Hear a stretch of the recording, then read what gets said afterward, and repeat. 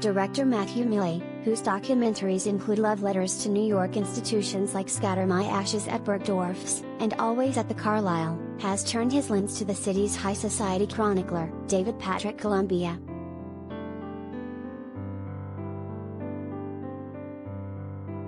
The movie, Last Night in New York, follows Columbia, who runs the website New York Social Diary, from his humble beginnings in Massachusetts to rubbing elbows with the chissest one-percenters at black tie galas.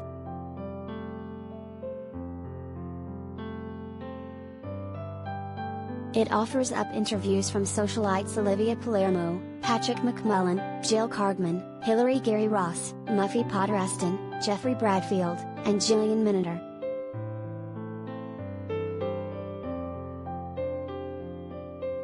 Columbia, who has been penning columns on the moneyed class for 30 years through 9/11, the stock market crash, the Bernie Madoff scandal, and the pandemic, tells us he developed an interest in the upper class because of tales his father told at the dinner table of chauffeuring First Lady Jacqueline Kennedy's father John Blackjack Bouvier III.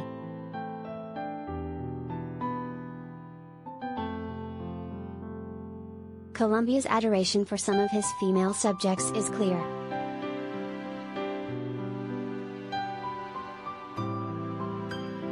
Society has changed because women have changed, he tells us. Society is made by women.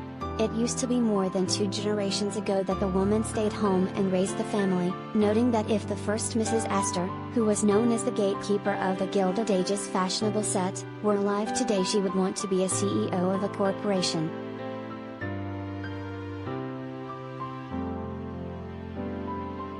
Columbia also noted that while before it was competing socially about who had more, today's upper crust ladies are thinking about others. It's about philanthropy, he tells us.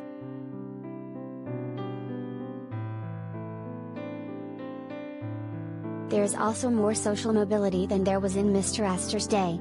There will always be a society because people like to get together and be together, Columbia says. But he points out, there are different economic levels to that.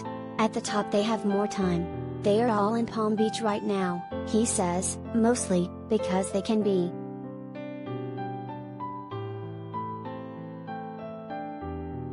The film opens with a dapper Columbia in the back of a limo struggling to put on his bow tie before swanning into the swanky Plaza Hotel for one of many black tie benefits he has attended over the years.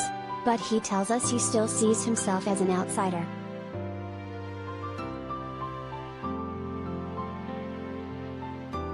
I have been here for so long and know so many people, and they know who I am and what I do, and I am treated by them as my profession, rather than a fellow human being, he tells us. They don't say things in front of me they would say elsewhere, and they are very polite, but at the same time I am still that kid who grew up in Massachusetts. The child is still there.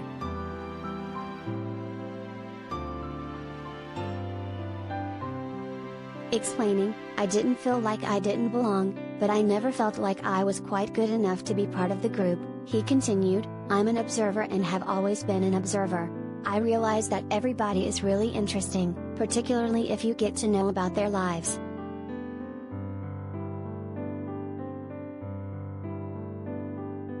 The first chapter of the doc will run on his website on February 14th.